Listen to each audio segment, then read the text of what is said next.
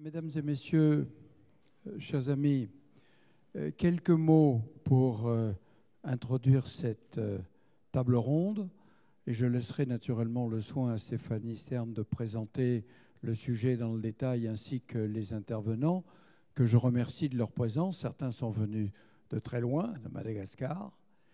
Alors, cette table ronde est organisée dans le cadre de Convergence à l'initiative de la revue humanitaire Alternative Humanitaire et du Fonds de la Croix-Rouge française.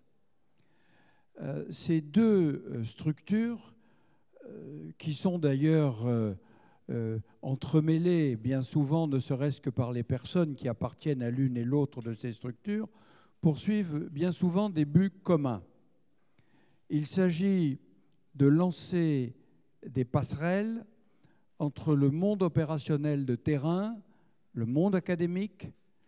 Il s'agit de lancer des passerelles entre les Anglais et les Français bien souvent.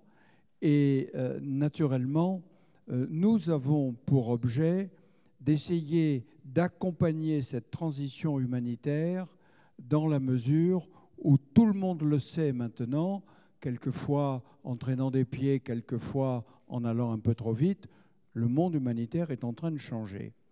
Et c'est la raison pour laquelle, pour la deuxième année, nous avons choisi de vous présenter un sujet qui est un peu atypique sur le seul domaine de l'humanitaire. Il fait appel à des compétences extérieures. L'an dernier, c'était la même chose. L'an dernier, on vous avait présenté comme sujet l'assurance contre les risques, cataclysmes, catastrophes de toutes sortes. Et on avait eu les interventions d'AXA notamment et d'autres qui montraient bien qu'un mouvement était en route et que ça sortait du cadre strict de l'action humanitaire. Aujourd'hui, nous vous présentons l'impact du climat sur la pauvreté, sur les crises humanitaires, qui montrent bien que l'homme et son environnement font un tout. Mais là encore, c'est la jonction de compétences différentes qui nous permet de vous présenter ce sujet. Juste, et non pas pour faire une clause de style, mais nous essayons, vous le voyez, de faire converger les compétences, de faire converger les sujets. Et donc, dans ce cadre général du Forum international Convergence, je pense que ces tables rondes ont non seulement leur légitimité, mais je crois qu'elles permettent d'ouvrir de nouveaux chemins, d'ouvrir les esprits et d'appréhender tous ces problèmes de manière différente, originale et complémentaire. Je vous remercie.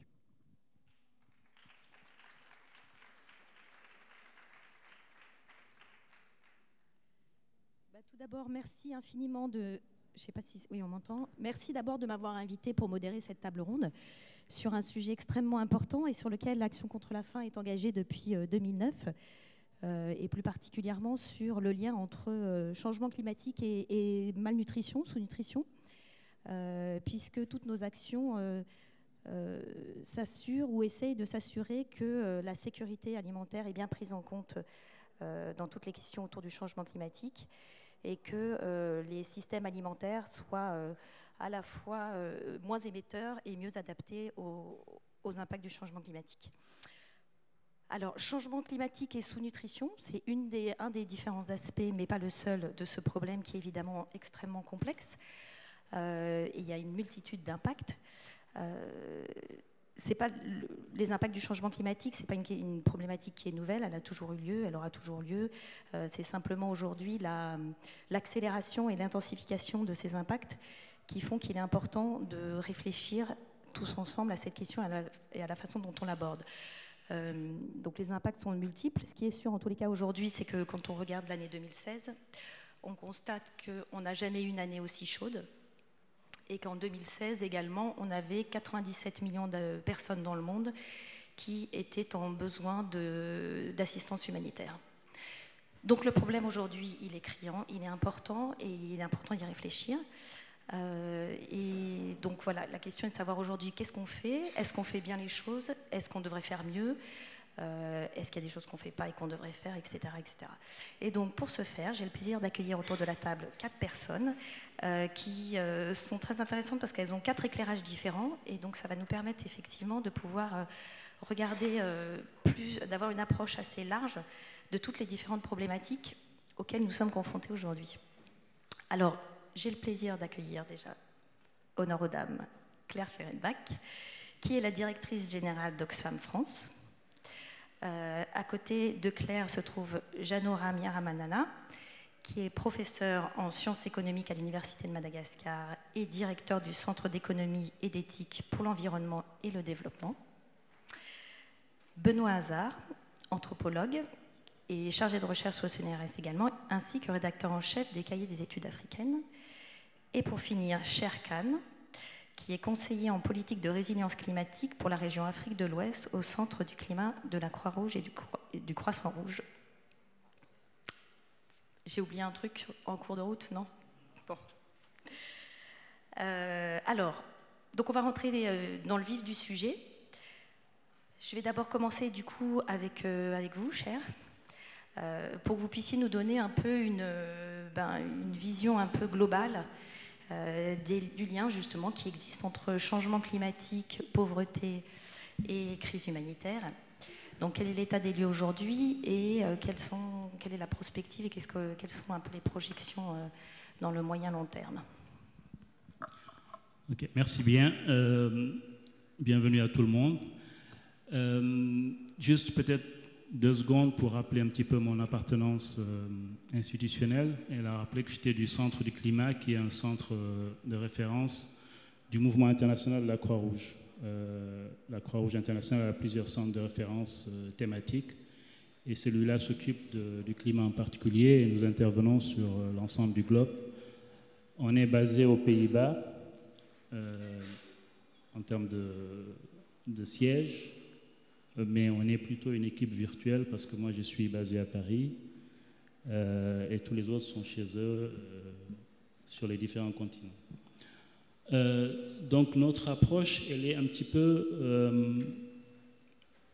de considérer aussi les problèmes à la base qu'on rencontre sur le terrain. Ce n'est pas seulement un think tank, c'est aussi le relais de l'ensemble des problématiques des communautés à la base que nous fait remonter le mouvement international de la Croix-Rouge pour voir au plus près quels sont les impacts justement du changement climatique sur ces communautés.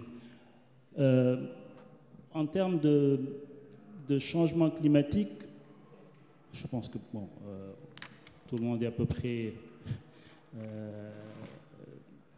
informé, mais il s'agit bien d'une hausse sur le long terme de la moyenne, notamment des températures sur le globe.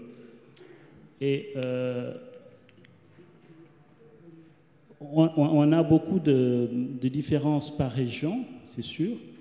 Et si je prends le cas, par exemple, sur l'Afrique en général, l'Afrique subsaharienne, l'Afrique de l'Ouest dont je m'occupe en particulier, les phénomènes sont plus ou moins accentués. On a les modèles sur la pluviométrie qui ont des résultats plus ou moins incertains sur le long terme. On ne sait pas exactement ce qui va advenir.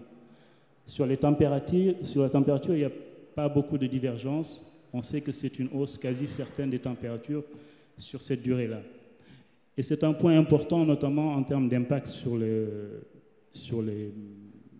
l'impact local, parce que qu'on ait moins de pluie ou plus de pluie, ça passe encore, même si c'est des économies qui sont très liées à la pluviométrie. Mais qu'on nous dise, par exemple, que les températures seront en hausse constante à l'avenir est un sujet assez préoccupant. Et cela est dû au fait, effectivement, à l'ensemble des émissions passées. Mais on constate aussi que localement, on a des programmes de recherche qui ont montré que la pollution locale a fait un bond exceptionnel, lié notamment à à l'utilisation du bois de chauffe lié à la circulation automobile et des motos et autres, qui font qu'on en est encore à dire qu'on a l'impact de la pollution de l'air pré-industriel et industriel, mais on est en train d'en générer qui est encore beaucoup plus nocif. Et ça, je pense que c'est un élément nouveau dont il faut tenir compte dans ces contrées-là, qui n'étaient pas nécessairement pris en compte. Donc, c'est des éléments qu'on voit sur le terrain. Donc ça participe aussi à la tendance aujourd'hui à voir tous ces événements extrêmes beaucoup plus fréquents en termes de pluviométrie plus fréquente pendant la saison des pluies, par exemple, en ce moment. Des événements pluvieux très rapprochés et très importants, même si sur la quantité globale, on a moins de pluie qu'auparavant. Je vais m'arrêter là. Parce que une minute. D'accord. Je vous redonne la parole. Je vais la récupérer peut-être. Bon. Ok, merci. D'accord, merci. Donc, alors, maintenant, après cette vision un peu plus globale, j'aimerais demander au professeur de nous donner un peu une approche un peu plus locale. Passons du global au local, au national, et de savoir justement à Madagascar, dans le pays où vous travaillez, où vous habitez, quels sont les impacts du changement climatique et comment est-ce que ça... quelles sont les conséquences sur les équilibres de votre pays? Merci de me permettre d'exprimer ici mes idées autour de ce problème qui est important et qui interpelle bien évidemment un pays pauvre comme Madagascar. Je vais vous expliquer très rapidement quelle est la situation de Madagascar par rapport au changement climatique.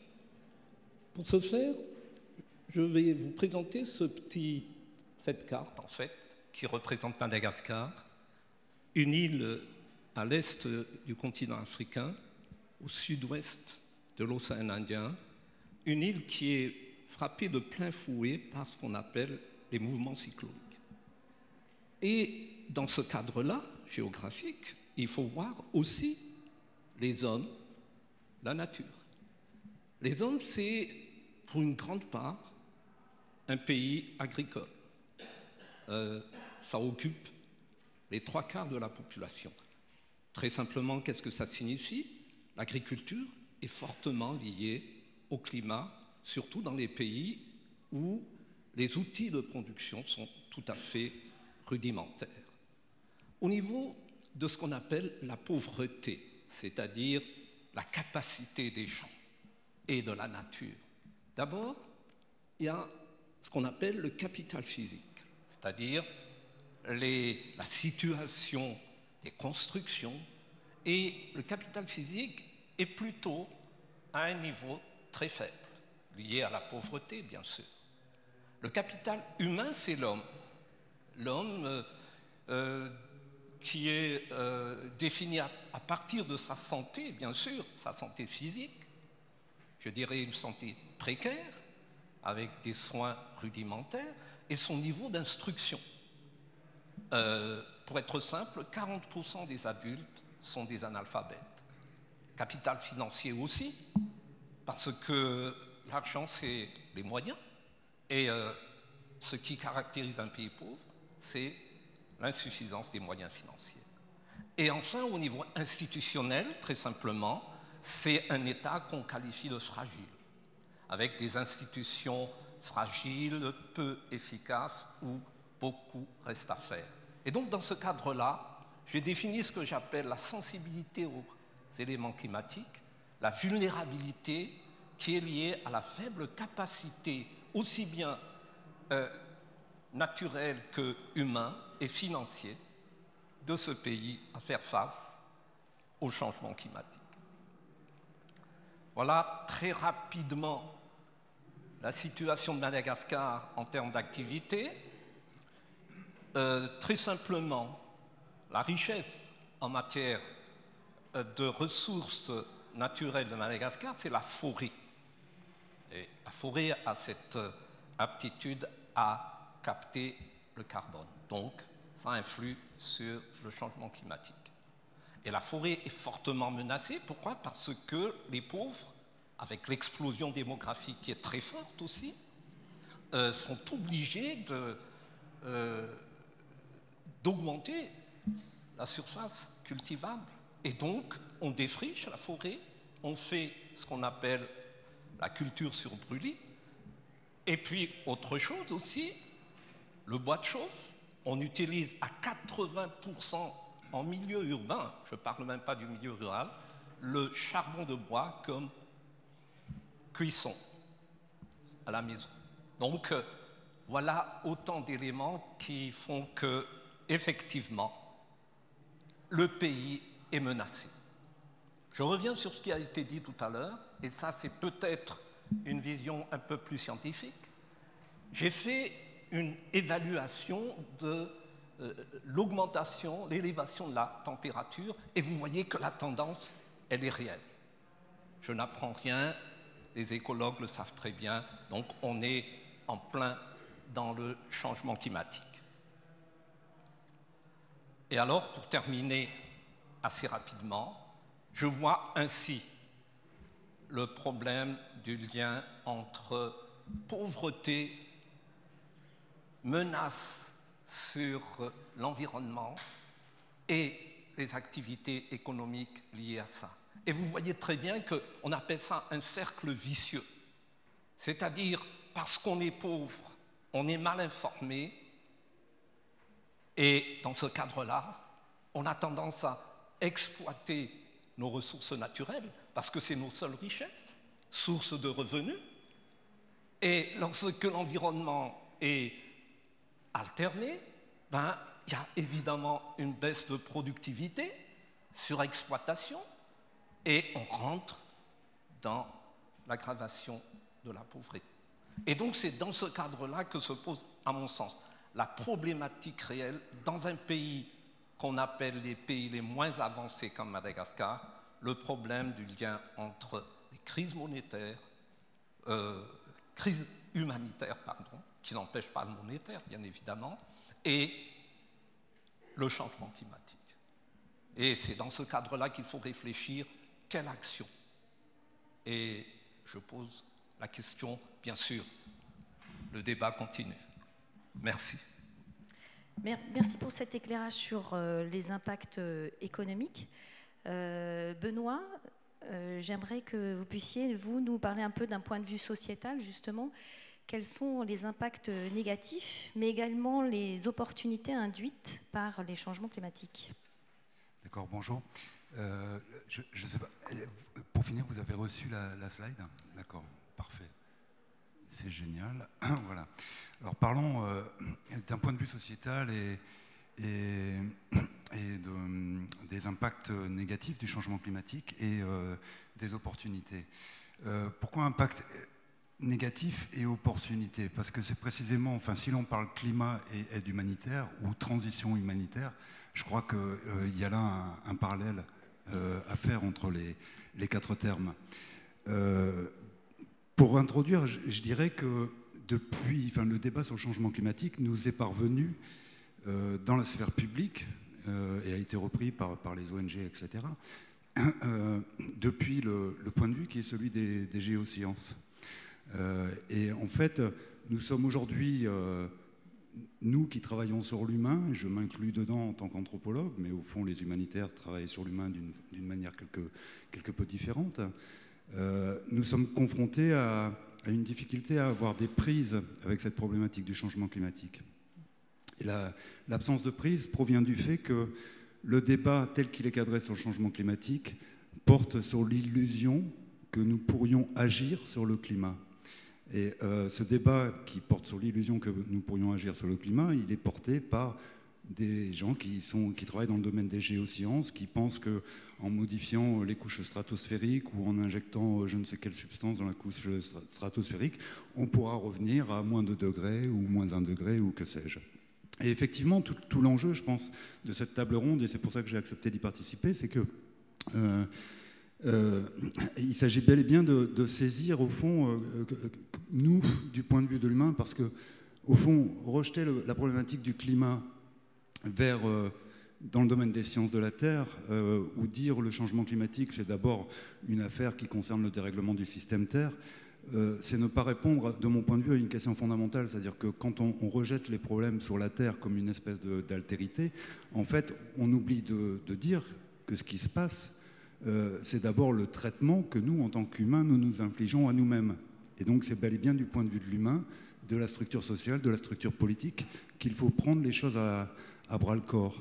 Alors, je vous ai mis quelques graphes, mais 3 graphes, un de 2014 de Forman, qui vous indique en fait ce qu'on appelle la zone de convergence climatique sur la corne de l'Afrique, telle qu'elle était au début du Paléocène. Vous l'avez en jaune, bande extrêmement large.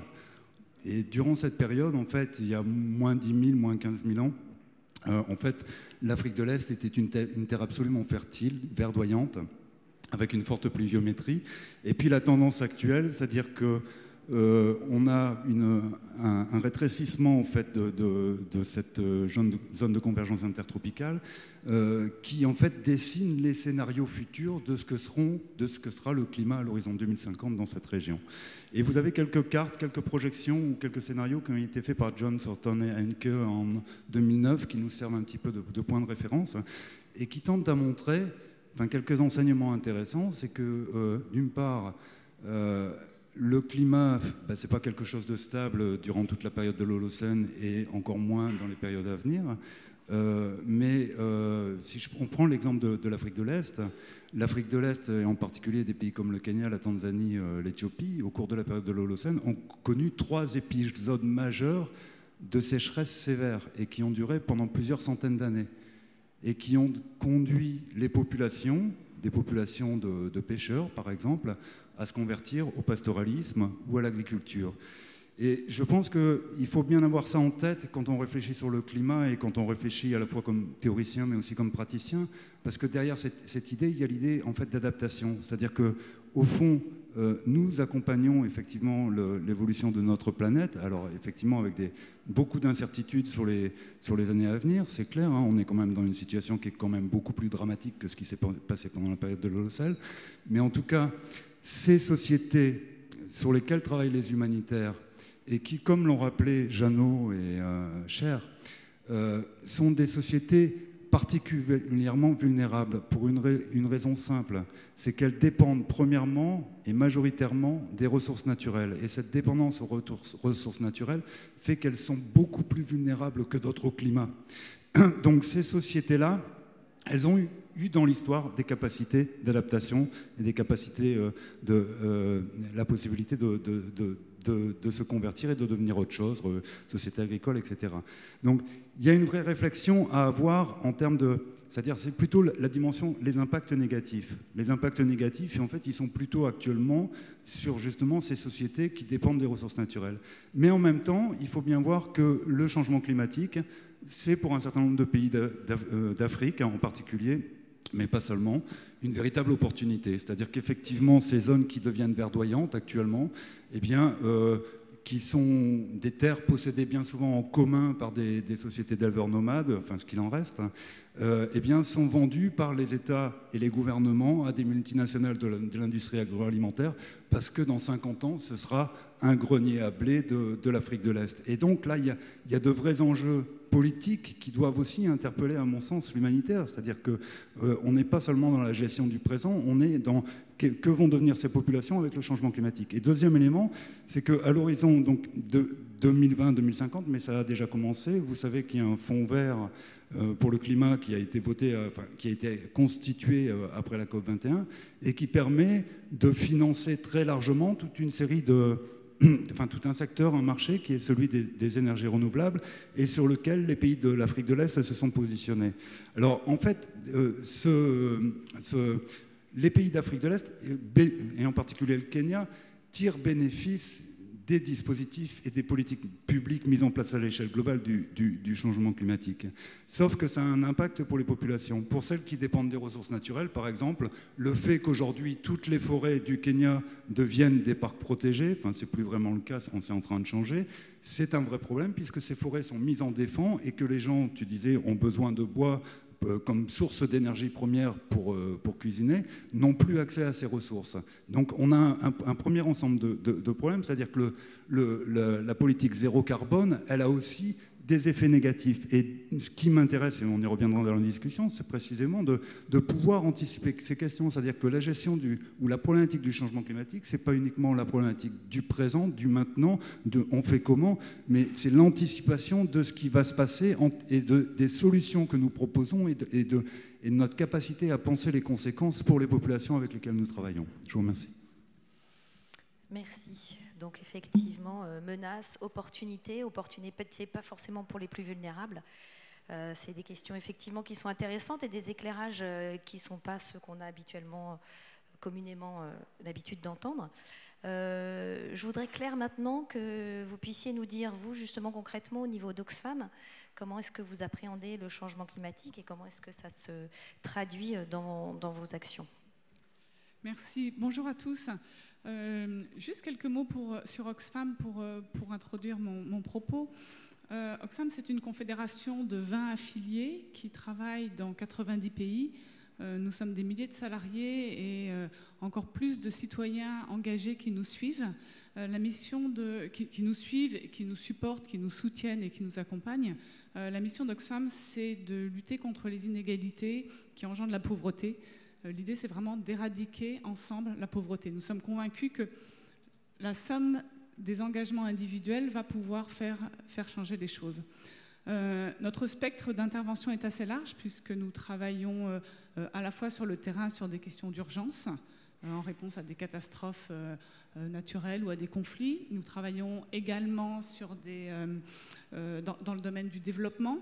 Alors c'est très large, ça va aller de travail au niveau du genre, au niveau de la place du secteur privé dans le développement. Ça va porter également sur l'agriculture. Donc il y a toute une série comme ça de thèmes et de sujets sur lesquels on travaille. Et on a également un travail, un positionnement d'acteurs de plaidoyer, d'acteurs d'influence, pour faire pression auprès de nos décideurs politiques et économiques pour que les décisions qu'ils prennent soient plus justes et plus favorables pour les pays et les populations les plus pauvres, puisque ça reste notre cœur de métier et d'intervention. Concernant le changement climatique, on s'aperçoit, on l'aborde sous l'angle de la pauvreté, et plus précisément sous l'angle de la sécurité alimentaire. En fait, ce dont on s'aperçoit, c'est que le changement climatique va provoquer des catastrophes naturelles, des sécheresses, des inondations. Avec la montée des eaux, on va parler de salinisation des terres. On va parler également de climat erratique, où il n'est plus possible de prévoir, d'anticiper, et en tout cas d'avoir les mêmes méthodes de travail qu'auparavant. Et tous ces impacts climatiques vont avoir un véritable... tous ces changements climatiques vont avoir un véritable impact sur les cultures et sur l'élevage. C'est-à-dire sur la production alimentaire. On estime que le prix moyen des denrées alimentaires va augmenter de 140% d'ici 2030, ce qui représente pour les populations les plus démunies, et notamment pour celles qui concentrent 75%, on va dire, de leurs revenus à des achats alimentaires, ça va avoir un impact sur toutes ces populations qu'on n'arrive même pas à imaginer. On estime également qu'avec ce changement, avec cette hausse des prix des produits alimentaires, il devrait y avoir d'ici 2050 plus de 20% de la population qui souffre de la faim. Donc c'est-à-dire que tous les efforts de lutte contre la pauvreté qui ont pu être faits, qui ont pu être accomplis depuis les années 90, risquent d'être balayés, inondés inondés, envolés avec le changement climatique. Donc c'est vraiment quelque chose qui est au cœur de nos préoccupations. Alors concrètement, qu'est-ce qu'on va faire au jour le jour? Au niveau de l'urgence, ça va être de l'acheminement d'eau, de la réparation de réseaux. On a une forte spécificité sur tout ce qui est eau et assainissement, donc tout le système d'approvisionnement. On va distribuer de l'aide alimentaire, des abris, des kits d'urgence pour faire vraiment face à l'urgence immédiate. En termes de préparation ou de développement, on va travailler avec les populations pour faire par exemple de la création, pour créer des stocks de céréales de proximité pour pouvoir faire face aux coups durs.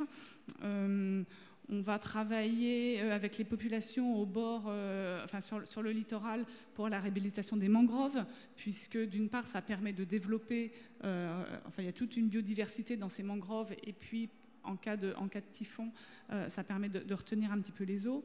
On va travailler sur des systèmes d'alerte précoce, travailler au renforcement des acteurs pour améliorer leur capacité de résilience en cas de coup dur. Donc ça, c'est un travail long terme qu'on va faire pour prévenir les risques.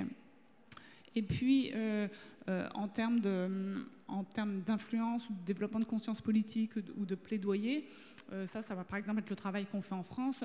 On va produire des rapports, on va faire de l'information, de la sensibilisation, on va appeler les citoyens à s'engager et à se mobiliser pour qu'ensemble on puisse se tourner vers les décideurs politiques, économiques et leur demander plus d'engagement, leur demander des engagements plus ambitieux, les mettre également face à certaines incohérences qui peuvent être menées dans le cadre de leur politique. Donc c'est tout ce travail qu'on fait en France. Je vais juste donner un petit exemple pour illustrer le travail qu'on fait en France. Au moment de la COP21, on a donc été très actifs sur la préparation et la négociation des accords en nous concentrant sur le comportement, on va dire, de l'État français. Et donc l'État français qui accueillait la COP21, qui se voulait exemplaire, qui voulait pouvoir se démarquer et être ambitieux, nous on a travaillé sur le recours aux énergies en France. En France, il y a très peu d'émissions carbonées puisque la France marche au nucléaire. Donc il y a relativement peu, en termes d'émissions de gaz à effet de serre, on est relativement bon. Sauf qu'on s'aperçoit qu'en étudiant les filiales comme Engie et EDF, ces filiales développent des centrales à charbon, travaillent sur ces aspects-là dans d'autres pays, et on s'aperçoit sur la ligne charbon d'EDF ou d'Engie, c'est l'équivalent des émissions de gaz à effet de serre d'un autre pays. Donc du coup, il y a une incohérence en disant « Ah, la France, c'est parfait, on accueille la COP21, on est un pays avec peu d'émissions de gaz à effet de serre parce qu'on marche au nucléaire et tout fonctionne bien », alors qu'en réalité, c'est incohérent de dire que ces entreprises qui sont détenues majoritairement par l'État français ont recours, ou en tout cas travaillent, produisent, fonctionnent avec des centrales à charbon à l'étranger, alors qu'on sait que le charbon est extrêmement climaticide. Donc voilà un petit peu les périmètres, l'urgence, le développement, l'influence auprès des décideurs politiques et économiques sur cette question du climat. Merci Claire. Alors Jeannot, j'aimerais bien qu'on revienne à vous et que si on regarde un peu la situation, effectivement, donc c'était intéressant parce qu'on a un aperçu à la fois global, national, sociétal, après du côté de la société civile sur la situation et l'engagement que chacun peut avoir. Quand on regarde néanmoins la situation internationale, on se rend compte que les États-Unis sortent de l'accord de Paris, que personne n'a réussi à se mettre d'accord sur le degré de réchauffement climatique. Donc en fait, on se rend compte quand même qu'il y a un manque de mobilisation et un manque de cohérence internationale sur ce sujet. Et du coup, la question que je voudrais vous poser, c'est de savoir si c'est le moment, si ce serait opportun de changer un peu d'approche. Aujourd'hui, on est sur une approche très anxiogène et très alarmiste. Et du coup, la question est de se dire, est-ce qu'on ne devrait pas essayer de déplacer le discours et d'être sur une approche plus plus autour de la redevabilité et sur l'importance pour les États de se sentir dans l'obligation d'agir et donc d'avoir une approche plus éthique. Merci. Effectivement, quand on regarde les informations véhiculées par les médias, c'est vrai qu'on a tendance à exagérer, entre guillemets, un peu les effets réels et néfastes du changement climatique. Est-ce qu'il y a mobilisation ou non? Je pense que, surtout, il faut trouver les moyens qui sont à la disposition de l'ensemble de la communauté internationale qui seraient les plus adéquats pour faire face à un problème qui est le changement climatique. Et donc, quelle est la nature de ce problème? Je dirais que la nature du problème du changement climatique, c'est un problème lié à ce que j'appellerais une question de temporalité, en termes simples. C'est-à-dire que le changement climatique, ça nous touche, bien sûr, et de manière accélérée avec le temps, mais c'est quand même à une dimension plus longue que ce qui nous touche dans l'immédiat. Et donc, c'est un problème de temporalité. Alors, quelle priorité? C'est ça la question. Mais ce problème, je pense qu'il a été déjà abordé au niveau du concept même du développement durable, dans lequel s'inscrit d'ailleurs le changement climatique. Alors, j'ai énuméré ici quelques principes qui devraient guider les actions et je ne les ai pas inventés, hein, je ne fais que énumérer ce qui a été déjà dit. Un principe de précaution. Ça signifie que l'homme doit être au centre de la préoccupation. Ce n'est pas un questionnement uniquement scientifique. Lorsqu'il y a un risque pour l'humanité, il faudrait s'abstenir de prendre ce risque inutilement. Il y a aussi un principe de responsabilité partagée, mais différenciée. C'est un principe aussi qui a été évoqué. Ça signifie que tout le monde a contribué au changement climatique. Il n'y a plus de clivage nord-sud, plus de clivage riche-pauvre, mais d'une manière directe ou indirecte, de manière plus forte ou moins forte, tout le monde est responsable. Mais les questions se posent différemment suivant le niveau de richesse des pays. Pour être simple, l'industrialisation a favorisé l'émission de gaz à effet de serre, les déforestations que l'on a évoquées tout à l'heure réduisent la capacité de captation du carbone. Donc tout le monde est responsable. Il ne s'agit pas de se pointer les doigts mutuellement.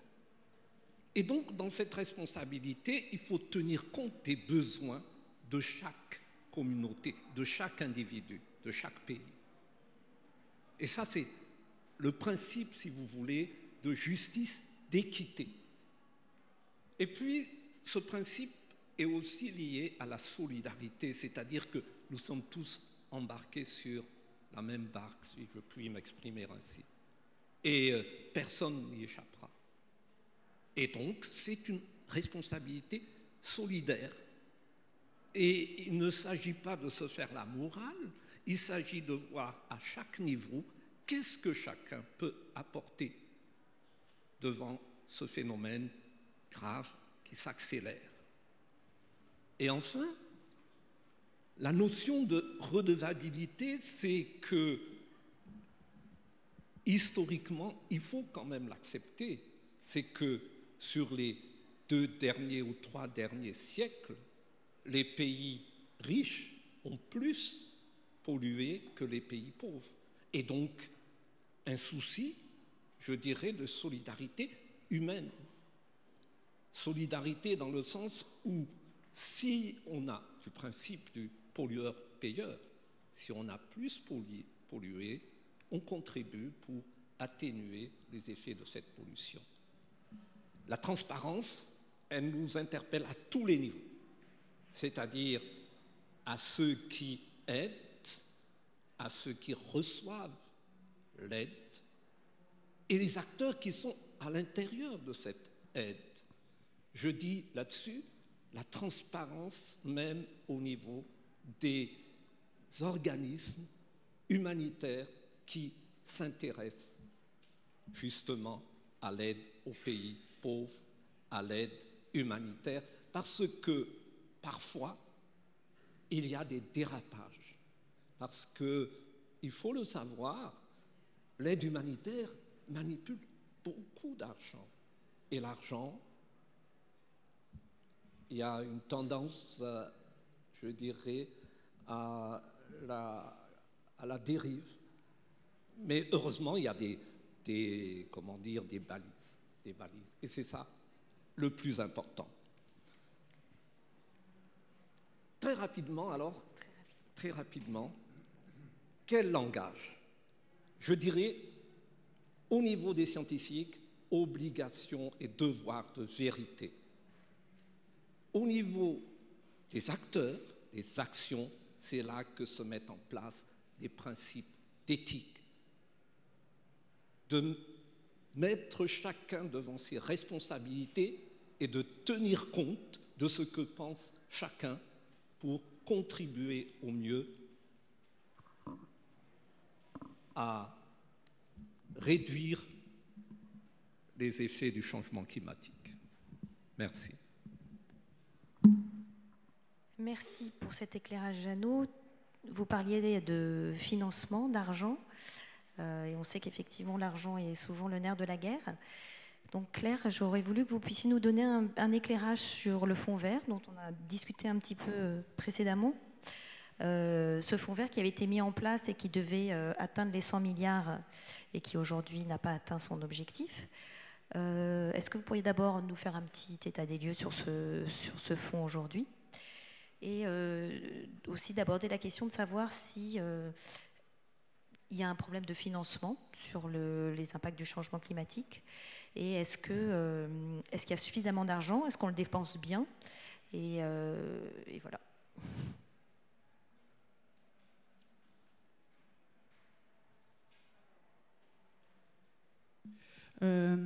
Au niveau des financements climat et du fonds vert, en 2009, au sommet de Copenhague, les pays se sont engagés à mobiliser 100 milliards de dollars par an d'ici 2020.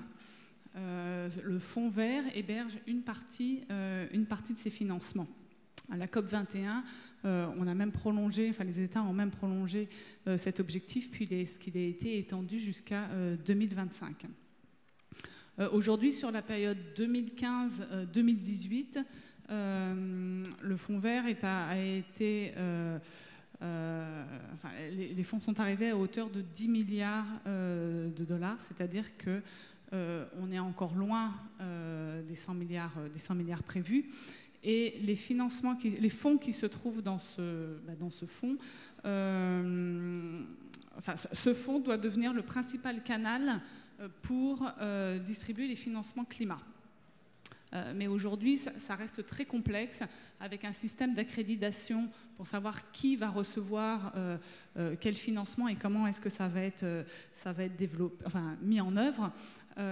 Pourtant, l'un des principaux objectifs de ce fonds, c'est normalement l'appropriation par les pays de ces fonds qui sont disponibles pour qu'ils puissent être utilisés le plus justement, de la manière la plus pertinente pour répondre le mieux aux besoins locaux du pays.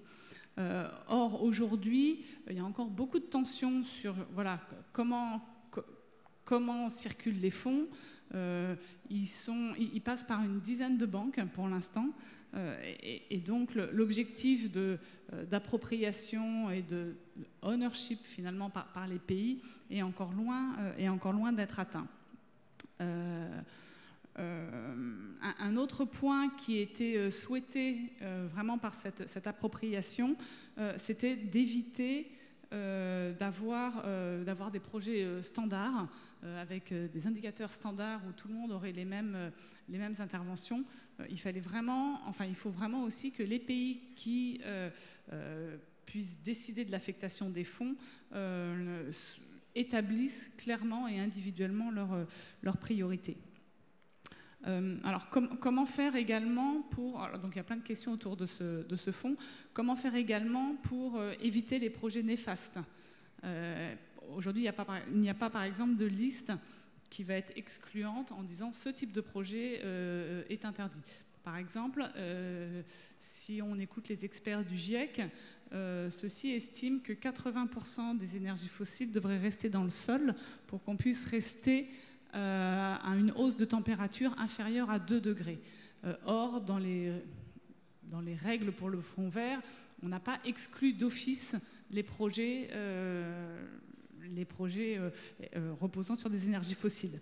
Et ce dont on s'aperçoit également, c'est que parmi les banques qui permettent la circulation de ces fonds, on s'aperçoit qu'il y a par exemple la Deutsche Bank ou HSBC qui investissent beaucoup dans les énergies fossiles. Ce sont des banques qui investissent beaucoup sur ces domaines-là. Alors, juste une petite parenthèse. Selon une étude, les pays du G20 investissent aujourd'hui encore 4 fois plus dans les énergies fossiles que dans les énergies renouvelables. Donc, à la fois, on donne des injonctions de attention, changement climatique, attention, émissions de gaz à effet de serre, et en même temps, on s'aperçoit que le financement vers les énergies fossiles est encore bien supérieur aux énergies renouvelables. Un autre point d'attention par rapport à ce fonds, c'est sur quel type de thématique vont les financements. Il y a toujours cette dualité entre l'adaptation et l'atténuation. Donc l'atténuation des émissions de gaz à effet de serre, donc comment est-ce qu'on passe à des énergies moins polluantes, enfin le recours à des énergies moins polluantes, et l'adaptation donc pour les populations qui vont être principalement impactées. Initialement, dans le fonds vert, les États se sont entendus sur une répartition 50-50, 50% pour l'atténuation et 50% pour l'adaptation. Aujourd'hui, seuls 20% des fonds seraient orientés vers l'adaptation au changement climatique. C'est-à-dire que on parle de 20 milliards, enfin au final on parlera de 20 milliards, alors que d'après les estimations des Nations Unies, les besoins de financement pour l'adaptation au changement climatique seraient supérieurs à 300 milliards de dollars par an.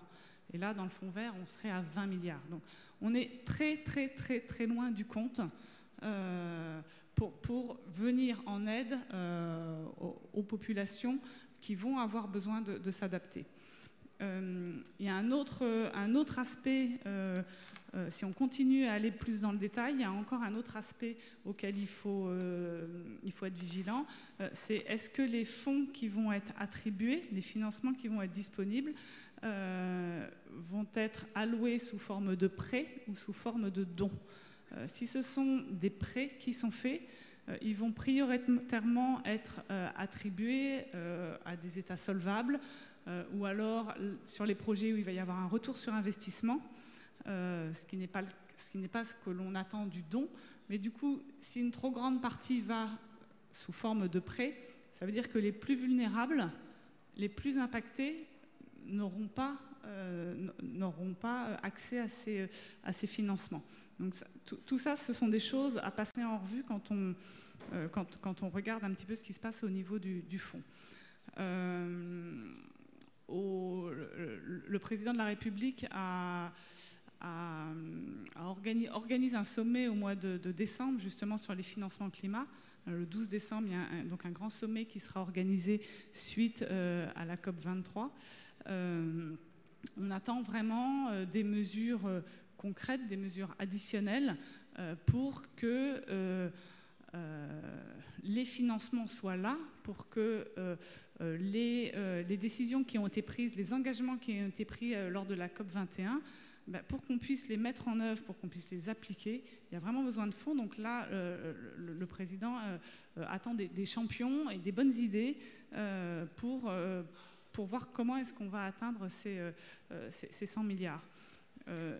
Au niveau, pour redonner un éclairage un petit peu plus précis également, au niveau d'Oxfam, on travaille sur la taxe sur les transactions financières en ce moment, donc, qui est une taxe au niveau français et au niveau européen, qui taxerait chaque transaction financière à hauteur de 0,3, 0,4, 0,5%. Voilà ce sur quoi porte la négociation. Et on voudrait que, ce qu'on porte, c'est que l'affectation des recettes de cette taxe puisse être affectée à 100% à la solidarité internationale et au climat pour venir, entre autres, alimenter ce fonds vert et répondre aux engagements de la France. La taxe sur les transactions financières au niveau européen, ce serait 22 milliards d'euros par an si elle était appliquée comme les négociations le prévoient aujourd'hui. Donc on parle quand même de 22 milliards d'euros chaque année sur cette taxe pour la solidarité internationale et le climat. Mais il y a vraiment besoin de beaucoup d'argent. Merci Claire. Alors maintenant, je voudrais qu'on aborde un autre point qui est le lien entre changement climatique, déplacement forcé et conflit, qui est un lien aujourd'hui qui n'est pas forcément très clairement explicité et mis en avant et néanmoins qui devrait être pris en compte de façon plus systématique. On estime ainsi qu'à 2050, on aura 250 millions de personnes déplacées forcées dues au changement climatique.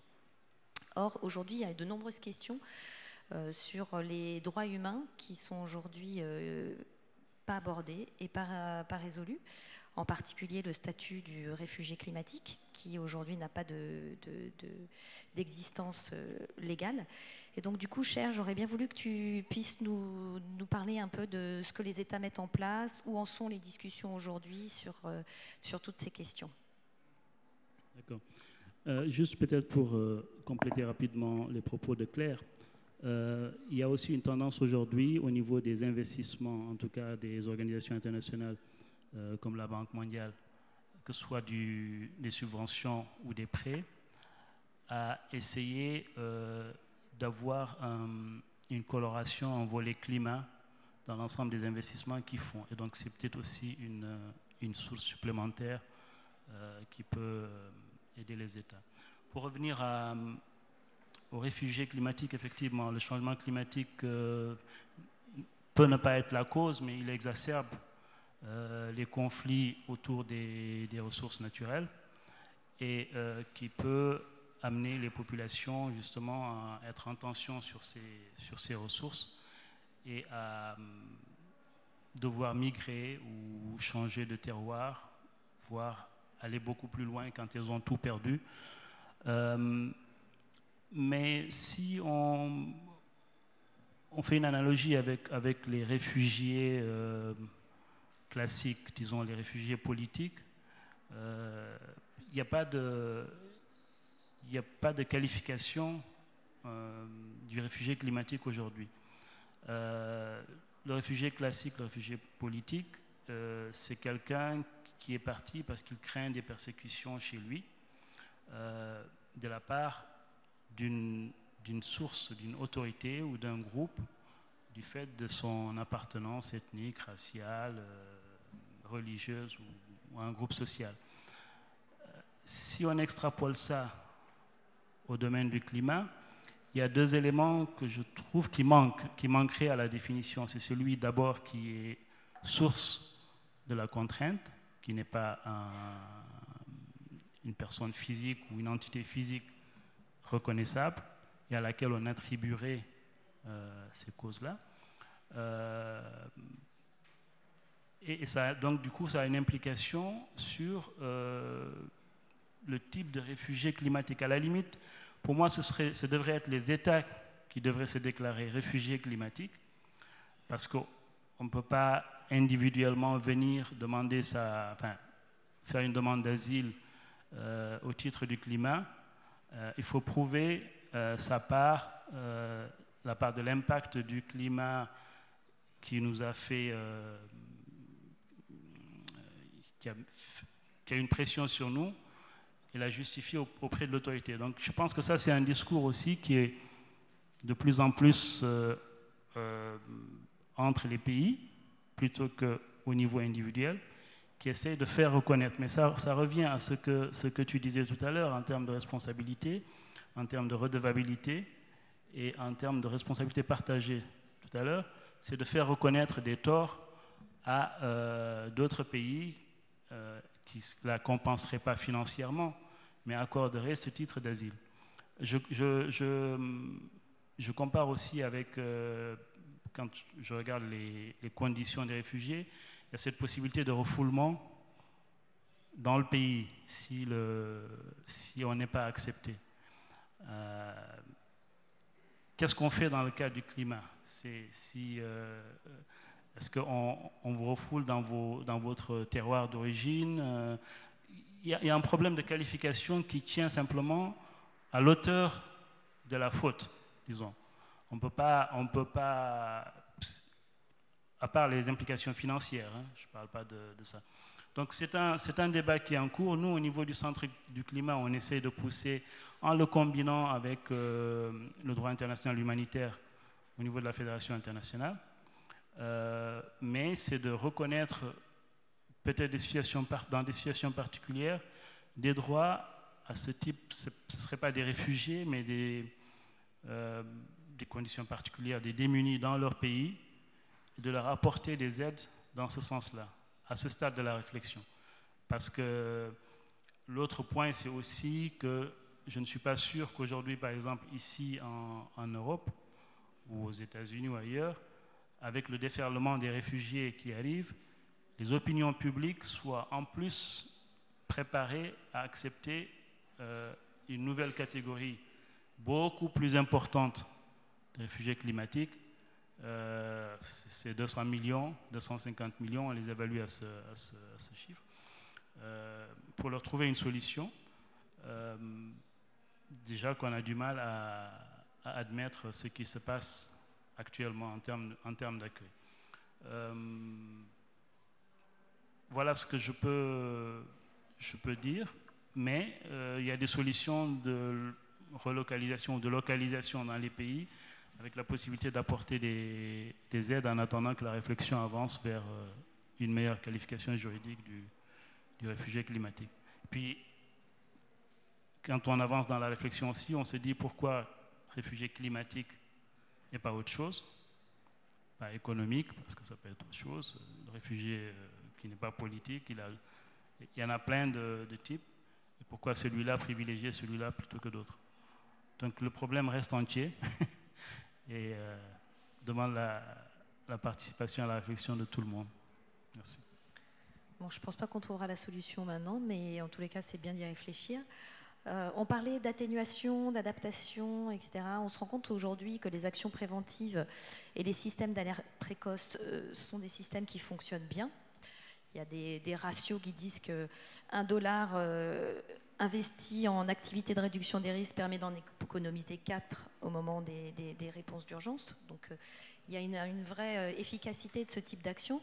Or malheureusement, l'alerte précoce se traduit peu en action précoce, et les réponses des États sont souvent réactives et non pas proactives. Donc du coup, Benoît, est-ce que tu pourrais nous dire un peu quelles sont les solutions qu'on pourrait avoir pour essayer de renforcer justement cette approche proactive plutôt créative de la part des États, et aussi de nous dire quelle est la responsabilité sociale des entreprises sur justement la question du changement climatique. D'accord. Alors, peut-être, mais en même temps, pour poursuivre un peu la discussion amorcée autour de la catégorie de réfugiés, quoi. Il me semble qu'il faut, sur ce débat, pas faire une typologie. Je vais faire une typologie simple, c'est-à-dire reprendre un petit peu le constat qui était le mien, de dire que ce dans quoi nous sommes et ce qui nous attend, c'est au fond que nous avons actuellement des réfugiés ou des populations vulnérables dont s'occupent les humanitaires et qui sont dans la vulnérabilité liée à leur forte dépendance aux ressources naturelles et donc au climat. Et ces populations-là, au fond, c'est un schéma assez bien identifié, c'est celui qui est là, c'est le modèle de la résilience, et où on se pose la question de savoir comment est-ce qu'on accompagne des populations qui font face à un choc climatique, à une sécheresse sévère, pour qu'elles retrouvent un état de stabilité. Et effectivement, dans cette configuration-là, la question des systèmes d'alerte précoce, à mon sens, elle fonctionne mal. Enfin, là, je parle depuis mon expérience personnelle au Kenya avec des populations d'éleveurs nomades des zones arides, frontières Kenya-Éthiopie. Elle fonctionne mal, pas tellement du fait des populations elles-mêmes, mais du fait, au fond,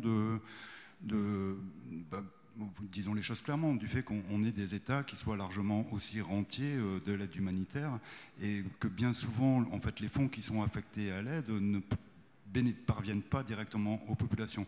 Et là, il me semble qu'il y a des petites adaptations à faire, ou juste des petits ajustements. C'est-à-dire l'idée, par exemple, de prendre en compte un petit peu quelles sont les ressources de l'adaptation des populations locales face à des situations de sécheresse sévères dans l'histoire. Prendre en compte tout ce qui est la question des savoirs indigènes. Je prends un exemple.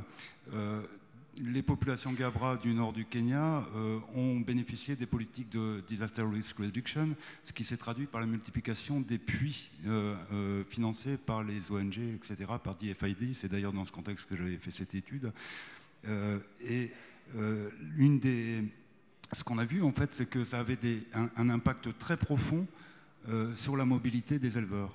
C'est-à-dire qu'au fond, les éleveurs avaient 3 types de stratégies d'occupation des territoires, et qu'ils ne se cassaient plus trop la tête à faire de longues transhumances de 6 mois, à aller chercher des pâturages qui étaient fertiles un petit peu au loin.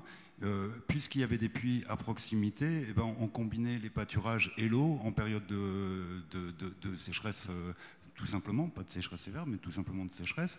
Et donc, en fait, on voit bien que ça a des effets déstructurants sur les organisations sociales et sur la manière dont les ressources sont gérées. Et là, je pense qu'en fait, il y a quand même toute une réflexion de nature anthropologique à enrichir et qui peut bénéficier aux pratiques du développement et de l'aide humanitaire. Mais la seconde question, effectivement, c'est que ce modèle, probablement avec les solutions qui sont actuellement apportées au changement climatique, ne va plus fonctionner. C'est-à-dire qu'en fait, je pense que la situation dans laquelle on est actuellement, et je prendrai un autre exemple, c'est que les sociétés qui sont en situation de vulnérabilité et qui vont devoir faire face aux défis du changement climatique, parce qu'elles dépendent des ressources naturelles, en fait, sont, pour un bon nombre d'entre elles, mises en situation de collapse. Et on voit ça, par exemple, au Kenya, avec les Maasai, et l'investissement qui est fait par l'État kényan dans le secteur des énergies durables. C'est-à-dire que le Fonds climat finance le secteur des énergies durables ou soutenables, comme on veut. Enfin, on ne sait pas les définir, y compris au sens physique, il faut peut-être le rappeler. Mais, donc la géothermie, par exemple, et ça se traduit par des évictions de terres de pans entiers des populations Maasai qui aujourd'hui, enfin hier, avaient des pâturages où elles pouvaient faire paître leur bétail, devaient effectivement s'adapter face à des situations de sécheresse sévère, mais aujourd'hui ils sont réinstallés dans des villages financés par la Banque mondiale, et quand on leur demande quelle est ton activité, ils vous disent on est jobless. Voilà une situation de collapse forcé qui, moi, en fait, m'interroge, parce que par rapport à la catégorie de réfugiés, ce qui m'intéresse, encore une fois, en termes d'anticipation, c'est de se dire on apporte des solutions au changement climatique. On a déjà largement commencé partout dans le monde, y compris dans les pays africains, si ce n'est que pour le moment, on n'en mesure pas encore les conséquences. Et là, il y a effectivement ce que dit Jeannot, c'est toute une réflexion d'ordre éthique à avoir, et qui renvoie à la question de comment on définit le développement durable en relation justement avec des sociétés qui ont choisi des modèles de développement qui ne sont pas forcément les nôtres. Donc, on voit bien que en fait, ce qui se passe aujourd'hui, c'est qu'on va être confronté dans les années à venir, comme ça, à des changements, y compris d'ordre géopolitique, parce que quand on pousse les scénarios climatiques, on en parlait hier, mais quand on pousse les scénarios climatiques à leur terme, demain, les réfugiés du climat, c'est pas forcément les gens qui sont en Afrique de l'Est, ça peut être nous qui vivons à Paris et qui nous retrouvons en Scandinavie, quoi. Donc ça modifie complètement la perception, la construction de la catégorie de réfugiés. Et je pense que tous ces éléments-là, à un moment donné, il va falloir les prendre à bras le corps et les réfléchir. Peut-être pour pour terminer sur ce point, c'est-à-dire que un des éléments, c'est-à-dire comment engager la société civile, j'y ai en partie répondu, c'est-à-dire qu'à un moment donné, je pense effectivement qu'il faut faire confiance aux acteurs avec lesquels on travaille, c'est-à-dire les agriculteurs, les éleveurs, que sais-je, les gens qui vivent dans des camps de réfugiés et qui actuellement, par exemple, retrouvent du boulot dans le Turkana dans des boîtes qui sont liées à l'extraction du pétrole. Hein, ça fait partie des situations qu'on observe aujourd'hui. Mais on a un point qui est important et qui est lié à la question de la transition énergétique. Puisque le climat nous impose de changer de modèle énergétique, il faut savoir et rappeler l'élément de base, c'est-à-dire que pour fournir de l'électricité à l'ensemble de la planète aujourd'hui, il nous faudrait 40 fois les ressources disponibles sur la Terre. Donc ce n'est pas possible. On est face à une impasse. Et ça, c'est l'Anthropocène. Face à cette question-là, on voit effectivement émerger toute une série d'alternatives, donc ces énergies renouvelables, et je vais très vite, mais c'est important, la géothermie, qui sont financées par le Fonds vert, par le Fonds climat. Le problème, c'est qu'on a trouvé des solutions techniques sans penser à la question de la responsabilité sociale et aux impacts sociaux et environnementaux de ces solutions. Et là, je pense qu'il y a un gros travail à faire dans tous les domaines, mais vraiment de prise de conscience de la part des bailleurs de fonds sur la nécessité de prendre en compte la dimension sociale et environnementale des projets qui sont financés par le Fonds vert.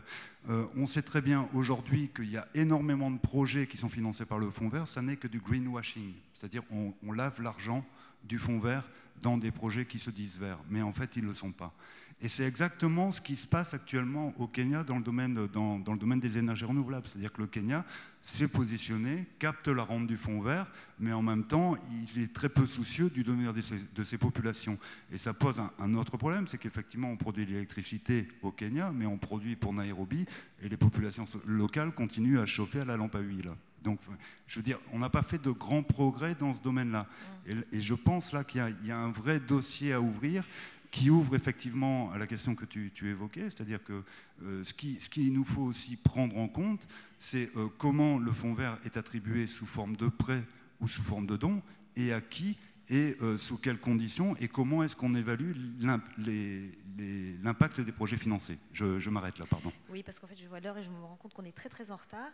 C'est encore pour toi la prochaine question, Benoît, justement, c'est pour faire suite un peu à toute cette réflexion, c'est de se dire, est-ce que c'est justement pas l'occasion et le moment pour nous de nous amener à repenser un peu les modèles de développement qu'on a, aussi bien des développements humains, économiques que politiques.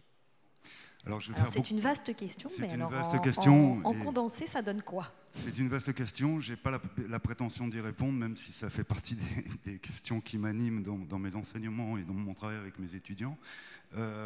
Mais pour poursuivre sur la question précédente, c'est-à-dire qu'on peut reprendre déjà la question de la responsabilité sociale. Aujourd'hui, la garantie d'un modèle de développement durable, ce n'est pas forcément un modèle de développement qui est lié au bas carbone. Parce que, précisément, si je prends, alors ça c'est plus les travaux interdisciplinaires qu'on mène avec les collègues de Paris 6, par exemple, en physique, en chimie, mais on ne sait toujours pas définir, je le répète, ce qu'est une énergie renouvelable. Y compris le solaire, l'éolien, pour nous, ce n'est pas du renouvelable. Au sens physique, on ne sait pas. Et si je prends les travaux que moi-même je mène sur la géothermie, en fait, c'est vrai que la géothermie n'émet pas de carbone et qu'on est dans une stratégie de réduction des émissions de carbone. Sauf qu'elle produit du PM10, elle produit du cadmium, etc. Elle produit du sulfure, toute une série d'agents qui sont hautement cancérigènes, qui sont rejetés dans les rivières, dans l'atmosphère, etc. Et là, on n'a aucun impact. D'où la question de la responsabilité sociale des entreprises et des bailleurs de fonds qui sont impliqués dans cette affaire. Et je peux vous dire que, parce que moi je suis quand même assez en conflit sur cette affaire avec l'État kényan, que c'est de haute lutte qu'on a obtenu des impacts simplement environnementaux, même pas sociaux, menés par l'État kényan, et qu'il a fallu recourir à un panel anticorruption de la Banque mondiale et de la Banque européenne d'investissement pour que l'État kényan accepte de se plier à ce jeu. D'accord ? Donc, ce n'est pas une toute petite affaire, quoi. C'est-à-dire que c'est là vraiment aussi un rapport de force qui mobilise la société civile. Et du coup, si vous voulez, la question qui est posée, c'est qu'effectivement, si on sort de ce modèle de la résilience et qu'on pense la question du collapse et du futur, on voit bien que les humanitaires face au changement climatique, comme nous, les sciences sociales, on est dans un gros problème, c'est-à-dire qu'il faut qu'on change de paradigme pour penser les situations dans lesquelles on travaille, quoi. C'est-à-dire que nos paradigmes, ils sont plus opératoires. Moi, je travaille sur le pastoralisme depuis maintenant presque 10 ans. Les sociétés pastorales avec lesquelles je travaille, mes anciens paradigmes, c'est-à-dire l'ensemble d'idées qui me permet de comprendre une situation donnée, ne sont plus opératoires aujourd'hui. Et en particulier parce que ce qui se passe, c'est que tant une société, elle est résiliente, elle résiste à un choc tant que vous n'avez que 1 ou 2 paramètres, les ressources naturelles. Mais quand c'est l'État, c'est les politiques publiques, et qu'il y a une multiplication des échelles qui interviennent sur la politique publique que destine un État, alors là, on a tout un ensemble de paramètres qu'il faut pouvoir prendre en compte, et effectivement, ça change complètement les modèles d'interprétation. Et une des questions qui est liée à la question du changement de paradigme, c'est que, effectivement, nous sommes tous aujourd'hui forcés d'admettre que nous vivons dans un monde fini. C'est pas nouveau, c'est depuis la conférence de la FAO, que les ressources sont finies, mais ce qu'il faut prendre à bras-le-corps, si on veut penser les paradigmes, c'est que toute l'histoire de l'hominisation, et là je me fais un anthropologue un peu fondamental, mais c'est l'histoire du rapport de l'homme à la techné, et de la manière dont la techné a influencé nos manières d'être, de se comporter, d'organiser nos sociétés, etc. Et aussi de produire des ressources. C'est-à-dire que le grand défi de l'énergie aujourd'hui dans la question climatique, c'est quelles ressources on va pouvoir mobiliser comme nouvelles sources d'énergie, ce que l'on ne sait pas encore, mais ce que ça veut dire, c'est que nous sommes en train de créer des ressources qui n'existent pas encore et qui vont avoir un impact fondamental dans l'organisation des sociétés. Vous créez une ressource, forcément, il y a des gens qui vont vouloir s'en emparer. Et ça fait partie des questions fondamentales qu'il faut prendre à bras-le-corps dans la manière dont on élabore les paradigmes. Je m'arrête là. Voilà, alors en fait, on va changer un tout petit peu la fin parce qu'il ne nous reste plus qu'un quart d'heure et après il y a une autre conférence derrière. Donc ce que je vous propose, c'est qu'on va prendre des questions dans la salle s'il y en a. Et du coup, si après ça vous permet de réagir et d'intégrer les paramètres et les éléments dont on n'aura pas pu encore parler, n'hésitez pas à le faire.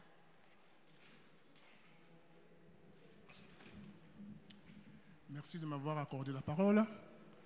Je me présente, je suis M. Lobopé Matina, président de 2 associations internationales. Une qui s'appelle l'Association internationale pour le partenariat à l'émergence en Afrique, l'autre pour l'Association internationale pour les pauvres et assistance. Les 2 travaillent conjointement parce qu'à leur origine, il y a la pauvreté et l'économie. Tout ce qui est entre les 2, c'est le changement climatique. Dans ces détails, on va trouver le développement durable, on va tout trouver, tout ce qu'on a évoqué là aujourd'hui. Mais ce que je n'ai pas bien entendu de vous, vous avez parlé du changement climatique sans parler de l'océan et du climat. Pourquoi? Parce que toute espèce humaine est née de l'océan, surtout l'espèce humaine que nous sommes, et en Afrique. Donc,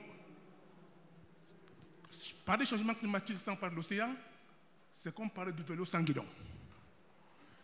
Le pourquoi? Parce que tous les migrants, ils passent par les mers et par les océans.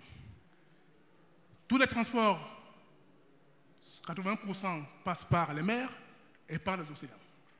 Alors, donc, tout, c'est l'océan. Donc, pour en revenir, ça veut donc dire que les vraies problématiques, c'est l'économie et la pauvreté. Alors, pour mieux assimiler les 2, il faut que les populations du monde entier puissent être sensibilisées, informées, éduquées. Et nous, notre rôle, c'est d'être le pont pour transmettre les sciences sociales et aujourd'hui. Très bien. Du coup, est-ce que vous avez une question particulière ou... Oui, la question particulière est... C'est pourquoi est-ce qu'on ne parle pas des océans Voilà, elle est la suivante. Non seulement pourquoi parler pas... Trouvons l'alternative. peut-on trouver l'alternative entre la pauvreté et l'économie en passant par le changement climatique via l'océan? Alors sur cette question, Cher, est-ce que tu veux prendre la parole?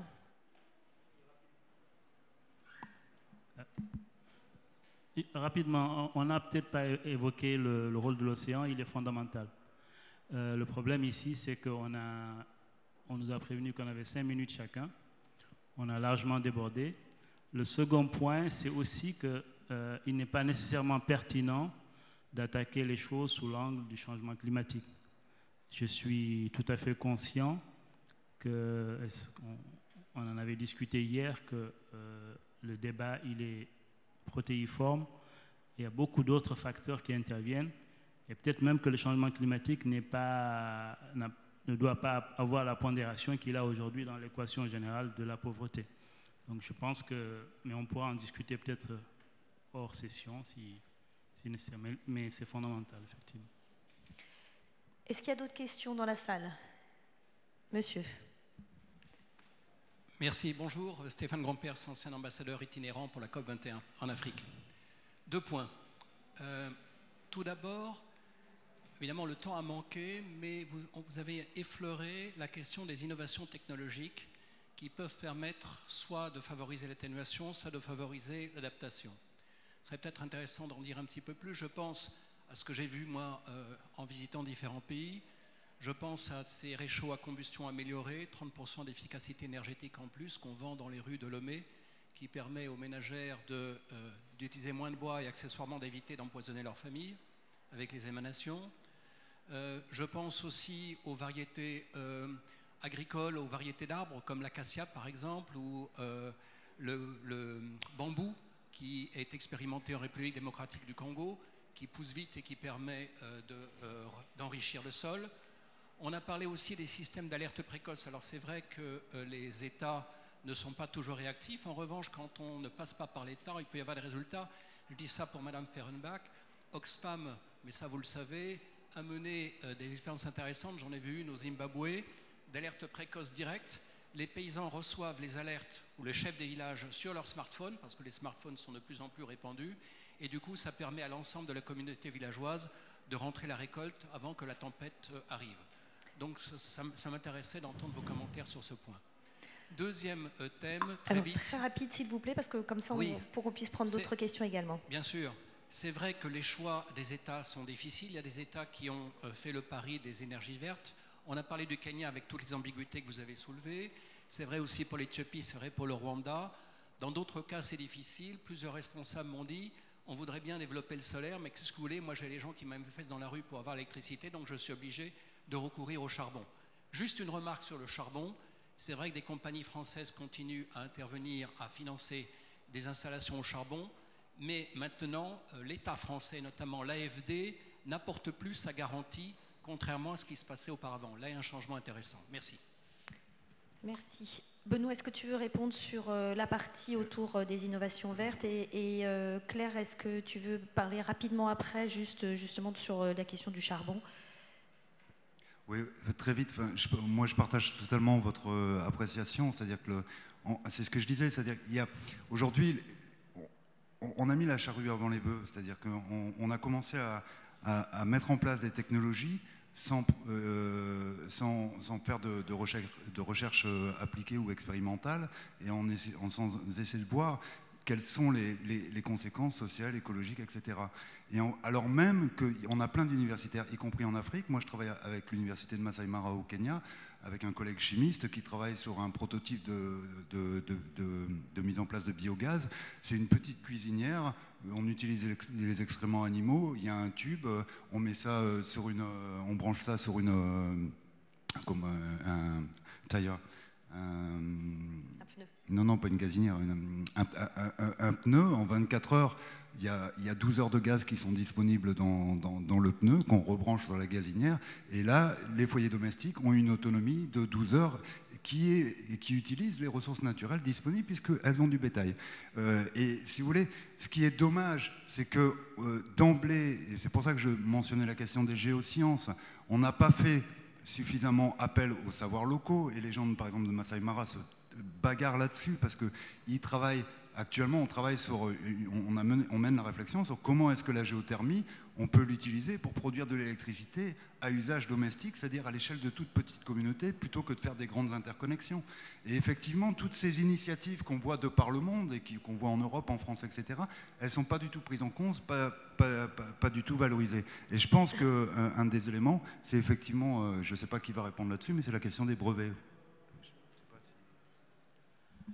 Oui, je voulais juste, peut-être, avant de repasser la parole à Claire, à ce sujet au niveau des innovations. Quand on parle des 100 milliards pour abonder le fonds vert, moitié adaptation, moitié atténuation, ce qu'on oublie aussi de mentionner très souvent, c'est que même sur des process d'adaptation, il y a beaucoup de brevets qui sont détenus dans les pays du Nord et qui font partie du marché.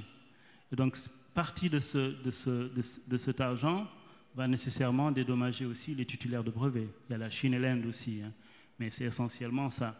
Donc ça, c'est quelque part, les gens vont être confrontés à cette situation. Ce n'est pas le cas peut-être des fours que vous avez vus dans les rues en Afrique, même s'il y aurait pu y avoir des brevets dessus aussi, mais je pense que ce n'est pas le cas. Mais pour la plupart des technologies, même très simples d'adaptation, il y a ce problème qui n'a jamais été évoqué, même pendant les négociations ici à Paris. C'est un tout petit bout des négociations. Et je pense qu'il faut en tenir compte, en tout cas dans la démarche à venir. Oui, je pense qu'on est face à un problème qui est extrêmement complexe. Ce qu'on sait, c'est que si les températures augmentent de plus de 2 degrés, il va y avoir un enchaînement de cataclysmes et de nouvelles situations qui vont être irréversibles et qui vont mettre à mal beaucoup de pays, beaucoup de cultures, beaucoup de systèmes d'organisation. Ce qu'on sait également, c'est que, pour revenir sur le charbon, c'est ce qui émet le plus de gaz à effet de serre sur du long terme. Donc il est absolument indispensable de travailler sur ce point. Et sur toute la chaîne, nous on a discuté notamment avec Engie et M. Mestralet qui disait les centrales vont être vendues. En fait, il ne s'agit pas de les vendre, il s'agit de les démanteler, parce que si c'est pour déporter le problème ailleurs, ça ne change rien. Après, on a un énorme travail de réflexion à mener, alors, et globalement et localement, parce que dire on sort des énergies fossiles, ça veut dire toutes les personnes qui travaillent dans le secteur des énergies fossiles, l'utilisation qu'on fait de ces énergies fossiles dans nos modes de vie tous les jours, donc ça veut dire changer beaucoup de choses. Ça veut dire aussi accompagner la transition énergétique. On parle d'énergie renouvelable, alors à voir ce qu'on met derrière, mais il ne s'agit effectivement pas de transformer, de transformer, on va dire, tous les éleveurs ou tous les petits producteurs en esclaves sous-payés des énergies renouvelables, parce que ça va générer aussi un déséquilibre énorme. En même temps, il y a une urgence de la situation. Il faut à la fois penser le problème globalement, parce que l'effet de serre, c'est la planète entière. Après, les solutions sont locales et chaque population, chaque communauté va être en mesure d'identifier la meilleure réponse, ou en tout cas ce qui va permettre de l'aider le maximum. Donc je pense qu'on est vraiment face à un problème très complexe qui arrive bien plus vite que... on sait qu'il arrive très vite, mais en tout cas, notre réponse ou la bascule qu'on fait, elle ne va pas assez vite, elle ne va clairement pas assez vite, et on a besoin de tous, à tous les niveaux, pour pouvoir essayer de faire face ensemble à ce qui nous arrive et ce qui nous attend. Merci. Écoutez, je crois que sur ces paroles, on va terminer.